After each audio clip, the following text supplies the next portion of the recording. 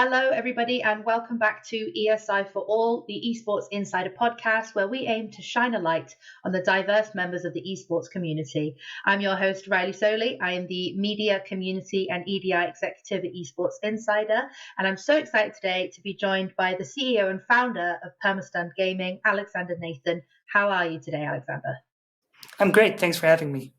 Yeah, no problem. It's great to have you. I see you're getting in the Christmas spirit already. Beautiful tree in the background. Thank you. It's very cold here at the moment. What's the weather like there? Oh, also very cold and windy. It's not nice to walk horrible. the dog. No, I bet. Yeah, I bet. My dog has become an inside dog for the past couple of days because she will just refuse to go outside on the ice. Yeah. Okay, so let's start off by telling us a little bit about yourself and Permastunned. All right. I'm Alexander Nathan. I'm a Dutch person, born and raised in Belgium. And I'm the founder of Permastunned Gaming, an esports organization that only consists of disabled gamers. And Permastunned Gaming came to be when I realized that disabled people were underrepresented in the professional Dota scene, and I couldn't really figure out why that was happening. And this frustration drove me to investigate, and I thought the best way to do this was to just do it myself, see what kind of problems disabled gamers would stumble upon if they were to try and really go for it. And along the way, it's been 3 years now, I came across a number of issues that do disable people in esports, but it's not only it's not so much that esports is a place that's not accessible to people with disabilities. On the contrary, there is a concerted effort to make gaming and esports accessible for disabled people from these industries. But it's also that that society itself needs to adapt to the growing need for people with disabilities being part of the community. And that's where I see a lot of things that could still improve. And how many people do you have in the organization? Currently about 30. Yeah. And that's all players, or is it like, have you got admin staff, or is there like streamers? And the way we organized it, currently I'm fulfilling more of the administration, but how should I explain? We have our teams, and every team has a captain, and I try to encourage these people, the captains, to recruit people and to be their own little division inside the organization. Because in the beginning, I did everything myself. I did all the recruiting myself, all the networking, and I got up at 8 o'clock in the morning and went to bed at midnight, sometimes 4 o'clock at night. And I was really just all the time mailing people, messaging people, calling people, and it was just too much. I was burning out so quickly that my wife said, are you even spending time with me anymore? So, yeah. So there was so much to do that I just had to delegate some of the responsibility to other people. And that's when I decided to create a structure within Permastunned Gaming. Incredible. So what titles do the Permastunned players play? Oh, there's actually so much that they play. I think for the most part, people are interested in Counter-Strike, Dota, Call of Duty, and there's some fighting games and speedrunning. Wow, incredible. So what could you tell me about any like notable achievements or accomplishments that the team has achieved within the esports world? Our Counter-Strike team is actually kind of strong. I believe, I dare to say we're currently the strongest all disabled Counter-Strike team in the world. We've been challenged a couple of times. One time by a Ukrainian veteran team of all disabled players, and we had a significant victory against them.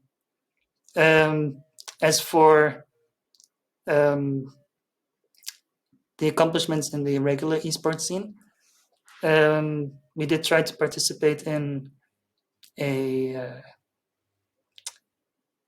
what do you call it?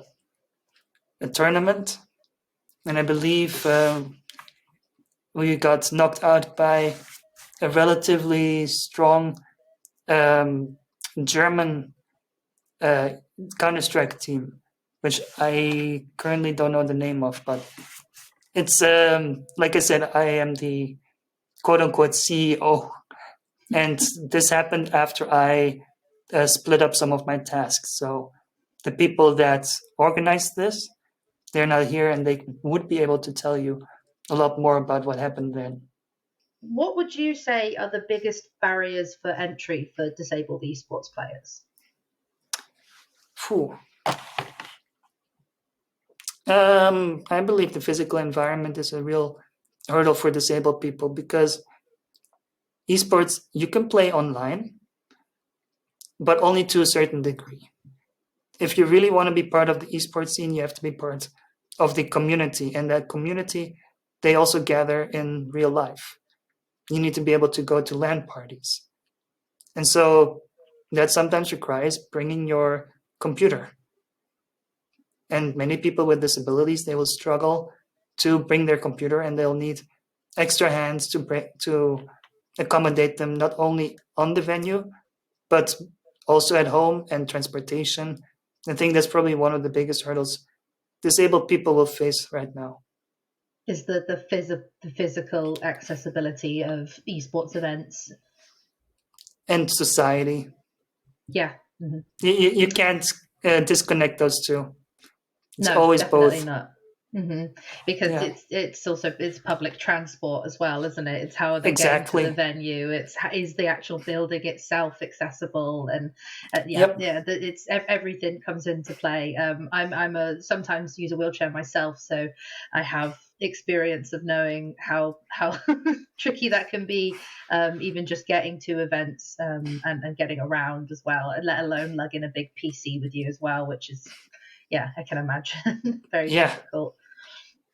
So what would you say the biggest challenges that disabled gamers face, and within like Permastunned or like just in general, what would you say are the biggest challenges to overcome as a gamer, not necessarily even a pro, just like when playing games as a disabled person? So the way I like to look at accessibility is from a gaming perspective. So hardware, software, from esports perspective, which includes organizations, venues, and accessibility. And then from a society perspective. So what does the government do to accommodate disabled people? And when you look at these three aspects, you'll notice that there's more and more accessibility through hardware. There's more and more awareness from software developers to accommodate the needs of disabled people through colorblind modes and captions. And for blind people, they are more and more aware about properly labeling the buttons in games, so that the text, the screen caption software is able to recognize it within the software and then repeat it with audio to the blind people. And so there are things that are the future for gaming with disability is quite bright, I believe. And we'll see that the hurdles in it will become smaller and smaller. Esports as well. The venue organizers are more and more reaching out to disabled gamers and asking them for their opinion. What can we improve to accommodate you. And one of the things that Permastunned Gaming is, for example, working on is making sure that there's a quiet room. So when people have sensory overload issues, that they can escape for a moment and feel safe and happy.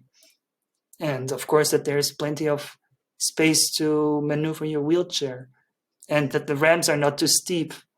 These are things that need to be, that these organizations want to be made aware of so they can work on. It's going to take a little while, but we'll get there eventually. And society itself, it's a political issue that politicians need to realize that there are poverty traps in the system which prevent people with disabilities building something of their own. And esports you can do at home. You can become a streamer of your own. But when the system itself says, if you're on disability, every penny you earn, you have to pay all of it to the government or you'll lose your benefits, which isn't technically how it works in many cases, but in a roundabout way it does. Yeah. Then disabled people don't have an opportunity to build something of their own, to be their own boss. And that is a loss in itself, because if we build something of our own, that means we can make it accessible ourselves too. We created it, so it's automatically going to be fine. Yeah, so with Esports Insiders events over the past year, we've made sure all of our venues have been accessible as well. But also we introduced something called the Safe Space, which is what you were speaking about. So at all of our major events this year, we've had that room where you could go and decompress, and there was no networking allowed, no phone calls, no business. Just go in there, chill, take some time to yourself and be left alone for a while. And since we've introduced that at our events, it's not even just like marginalized people that are using it, it's people that are getting stressed out from just being around so many people as well. So we've seen how much a difference that can make just by implementing that on its own, let alone it's called the curb things. cut effect, isn't it? Mm-hmm. The curb cut effect. So if you make something accessible to people with disabilities, or if you accommodate their needs, you're going to make society a better place overall for everyone. Yeah, it's a beautiful thing. Yeah, and it's definitely something that we're going to be implementing at our future events as well. And we're just looking, and we're always listening to feedback. And we have, we've had like disabled people come and speak to our events and have been like, hey, this stage is it's not super accessible. There's a ramp, but it's not an accessible ramp, because if you need somebody to push you up it, it's not accessible.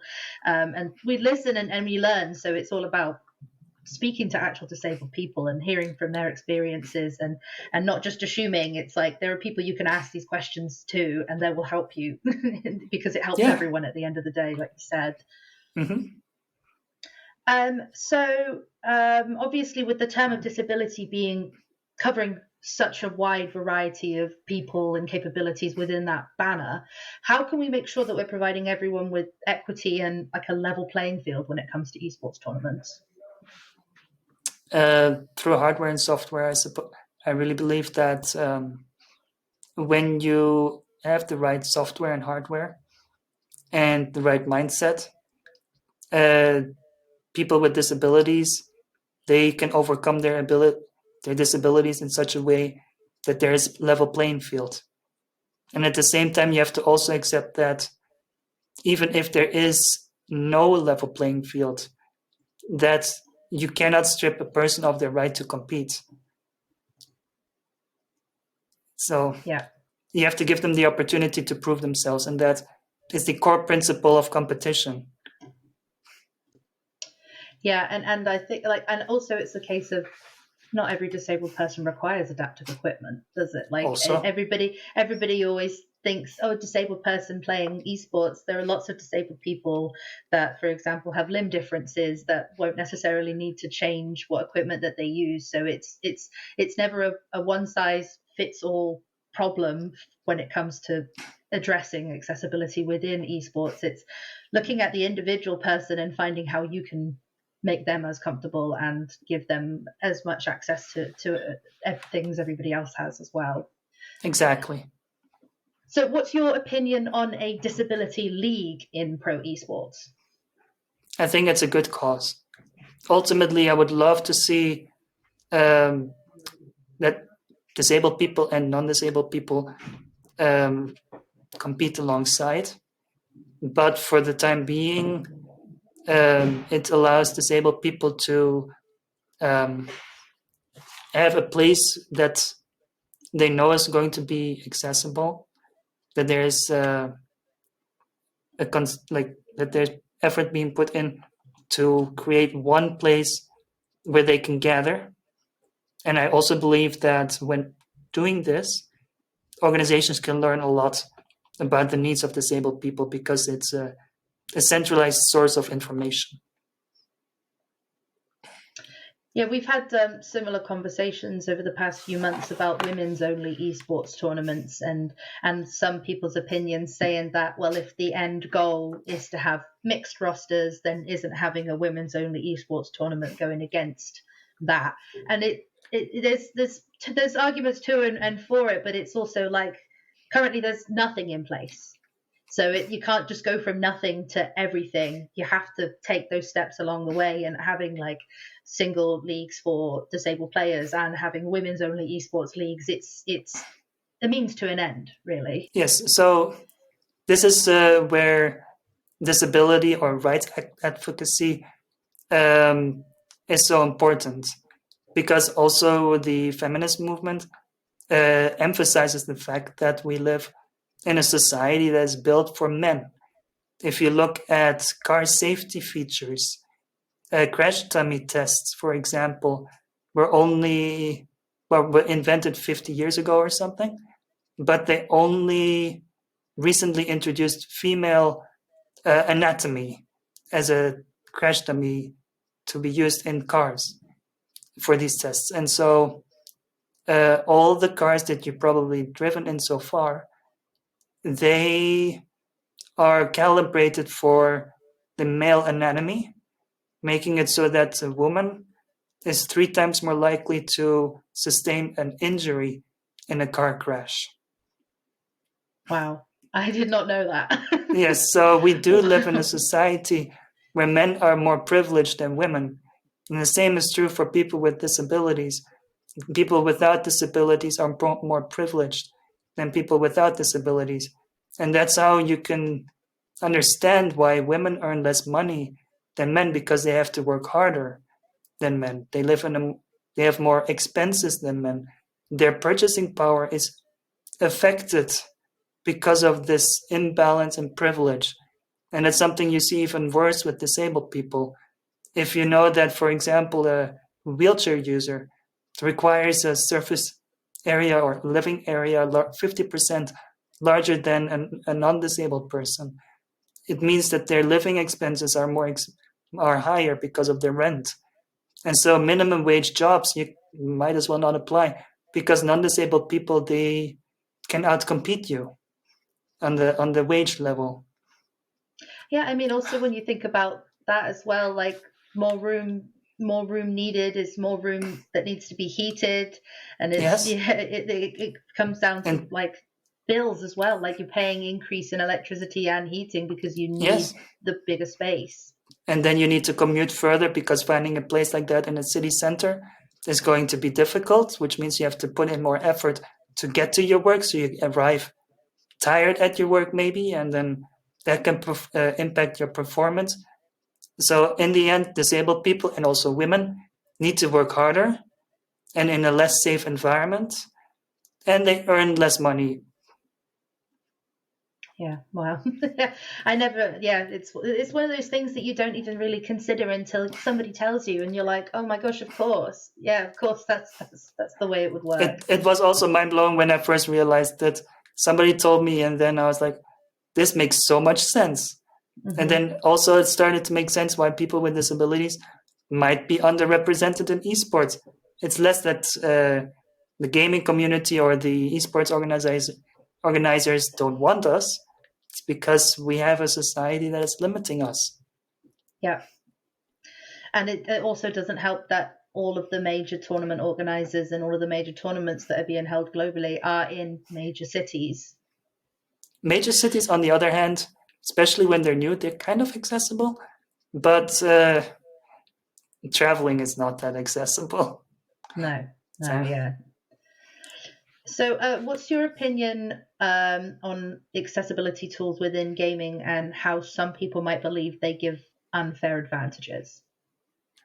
Oh, first of all, if you give everybody the same tools, there are no advantages. So there is some debate in the Counter-Strike scene for third-party applications which allow people with bad hearing to have a visual cue when there are footsteps nearby. And these footsteps you can usually hear through walls as well. And so some people are saying these visual cues are cheats because they allow you to see through, like not see through walls, but see in which direction you have to shoot through a wall in order to get to maybe hit the opponent.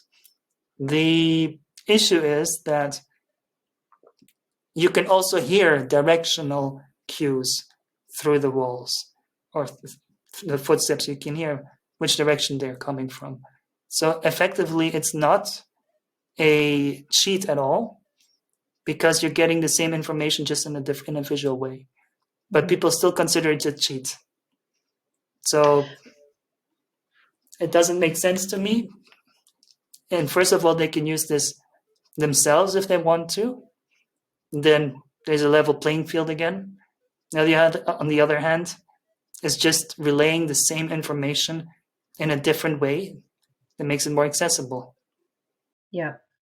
I mean, there have been arguments about lots of different things making unfair advantages. For example, people using like inhalers. They've said that should be considered a performance enhancing medication. So people with asthma using their inhalers is sometimes a bit questionable when it comes to like gaming and things like that as well. So there's always been arguments around that. But like you said, if everybody has the same equipment, everybody has the same access to equipment, then it's not unfair, is it? It's like not. It's just it's a different way of doing it, but it's not necessarily better. I mean, where are you gonna draw the line? Microdosing alcohol also improves your enhance your performance. It's a difficult subject. I'm sure like actual doping is going to be problematic, but it's problematic in my opinion because it's dangerous for the athletes, right? So I would draw the line where it impacts the person's health. Yeah. What do you think production companies can do to improve the accessibility of esports broadcasts? I would really like to see more representation in that part of disabled people, to be honest. I can't think of a single disabled person who is on stage and then interviewing people, and that would be really cool. Yeah, I mean, like representation in general is a massive issue for disabled people within esports. So, I mean, it comes down to the players in the games, like characters, like stories in the games, and also the people that we're seeing on screen, like you said, with the hosts. And so, how important do you think that representation is for somebody who is disabled that wants to get involved in esports? It's super important. It shows that you can do it. Somebody has paved the way, and maybe you just ask, hey, how did you get there? And then you follow their footsteps. That's what it needs. You need somebody to show you the way. And that's done by representation. I mean, like I can name obviously Ewok, for example, who is one of the only professional deaf esports players that I personally know of, and knowing what he's done to get people involved in the industry himself is like that's one person one person has made so much difference. And I think he's like 19 years old or something like that. So there's so many more opportunities, but it's just about putting There people... are a couple of examples of disabled professional esports athletes, but they're rare. You have in the fighting scene, Brody Legs, for example. He's an iconic disabled Street Fighter player. And in the Netherlands, you have Blind Warrior Sven, who is also a blind Street Fighter. He is a blind a Street Fighter player. Brody Legs is not blind, by the way. So what should game developers be doing in order to make their games more accessible? They should sit together with accessibility companies and talk to disabled people while they're creating the game. So from this beginning, they should ask the disabled people which kind of game mechanics they can do and which they can't do.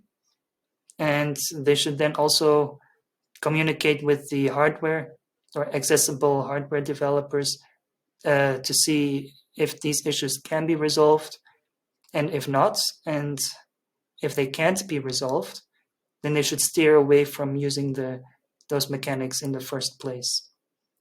I think that's a good start. Prevention is better than cure. Yeah. Definitely. So I'm going to move on to talking about, have you got any long-term goals or aspirations for Permastunned gaming within the esports world? Our long-term goal is to actually set up a professional esports team that will compete, hopefully eventually, in the top leagues in Dota, Counter-Strike, you call it. We haven't settled in on a specific esports title. We just want to see what's going to happen, and then we'll play into that. And how can members of the public and organizations support and contribute to your efforts? We are currently setting up an organization that allows us to have a proper bank account. And there's something I also only learned once I started with Permastunned Gaming, that when you have income from donations, then it still contributes to your quote-unquote paycheck. So if I were to just get donations from the public, I would lose all my disability benefits. And so, yes, so this setup of this company is crucial because it sits between me and those donations, the company sits between me and the government.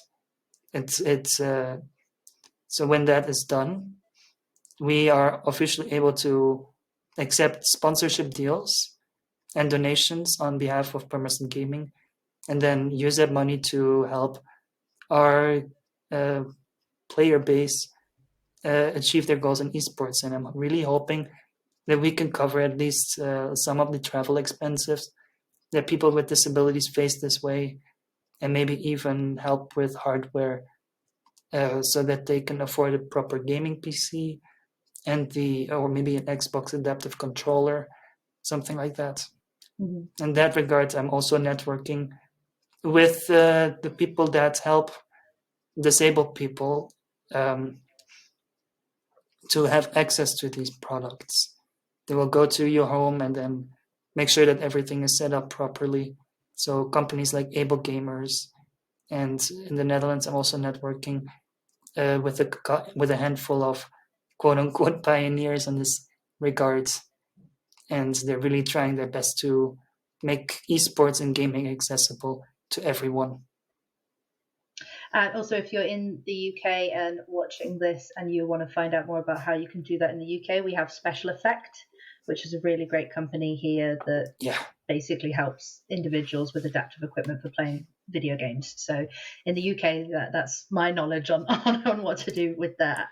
So basically just promotion, support, networking. If you're watching this, go and follow all the social channels and have a look at what's coming up with Permastunned, and just become an active and if you see a disabled streamer, you don't need to support Permastunned Gaming directly. You can also just, if you see a disabled streamer, hit the subscribe. I mean, if you have a Twitch Prime, give them your Prime. It's a small thing to do, and it would help them a lot. Yeah. Okay. So every podcast I've been doing, we've had these little segments at the end, which just have some little fun questions and then a little wrap up. So I have this section, which is 2 truths and a lie. I'm going to read you 3 statements, and I want you to try and tell me which one is the lie. Okay? Okay. So number 1, 50% of gamers with an impairment or condition say they face barriers or issues related to gaming. Number 2, 50% of disabled gamers say that information on the accessibility of a game has affected their decision to buy it. And number 3, 2 in 5 disabled gamers have purchased games they haven't been able to play due to poor accessibility. Oh, that's a tough one. Mm-hmm. Because I would say probably all 3 of them have some truth in them. It's really regarding the percentage-wise, isn't it? Mm-hmm. Yeah. Yeah. What were the percentages again? So 2 and 3 for the last one? 2 and 5 for the last one, and then 50% for both of them, which is 50% of gamers with an impairment could say they face barriers or issues related to gaming, and 50% say that information on the accessibility of a game has affected their decision to buy it. I would say the first one might be a lie. I think the percentage is higher. That is correct. Yes, the percentage is 66. So it's actually 66% of gamers with an impairment or condition say they face barriers or issues related to gaming. Cool. But looking into these, great. I got it right, but yeah. Yeah, you did get it right. Yeah, looking into these is so interesting, though. The fact that obviously the 2 and 5 disabled gamers have purchased games they haven't been able to play due to poor accessibility, just because of the lack of information about how accessible the game is to play, and that just feels 2 and 5. Yeah, isn't there a website for that too? Can I play that? Something like that. Something like that. I don't know. So I'm sure, but it's like having to rely on other people's experiences with the game in order to know whether or not you can play it is clearly something's going wrong there. Yeah. Okay, and the next one is, what 3 items would you take to a deserted island with you? Oh, okay. Oh man, is this something everybody thinks about, right? Yeah. The problem is I need my BiPAP machine to sleep, so I'm gonna need that thing. Yeah. And power generation. Let's assume there's power on the island. All right. We've assumed that before. So you got power. You need your BiPAP. That's fair enough. Can I have a survival book? Yeah. You can have a survival book. Knowledge is power. Mm-hmm. A multi-tool. So that's a lot smarter than some of the answers past guests have given. I think Joni said she wanted gummy bears, so you've done a lot better. Gummy bears. And then probably last thing, a first aid kit with some medicine in it as well. Yeah, that's smart. Yeah, you definitely you've approached this in a more sensible way than the other guys. You can tell I've been thinking about this before. You've got the go bag ready. And just the last one, we have a question from the audience, which is actually from one of my colleagues, Camilla. She wants to know, how did you come up with the name for Permastunned Gaming? So when we first started, I made this post on Reddit. Somebody just commented something along the lines of, you should name it Permastunned Gaming. And everybody in the organization was like, this is brilliant, we're going to do this. It's a great idea. That's how we came up with it. We didn't come up with it. We didn't come up with it. Yeah. Okay, well, that's all I have for you, Alexander. I just want to say a massive thank you for coming up and speaking to me today. It's really important that we get to listen to everybody when it comes to their individual experience with esports. So it's been a pleasure speaking with you. Thank you for having me. It was a pleasure as well. Okay, incredible. And thanks everybody for watching. I'll see you in the next episode.